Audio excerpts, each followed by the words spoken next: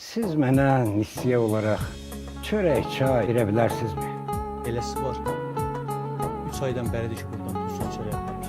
Doğrusu deyim, heç borcu ödeyə biləcəyinə də əmin deyiləm. Amma neyiniyim, 3 yetimə baxır. Allah'ın az qoymayacaq ki. Allah böyükdür. Bizim də ruzumuzu yetirər inşallah. Bu çörək, başqa da nə lazımsa keçib götürə bilərsiniz. Bu dəftərdə nə qədər borc var?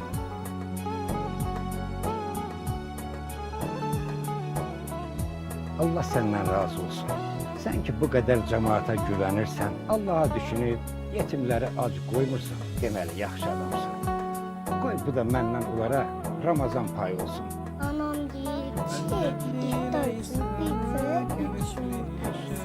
Gələn aydan gələndə bunu verəcək. Narahat olma bana. Ürəyin nə istəyirsə götür. Anaya da deyərsən ki, o dayı gəldi də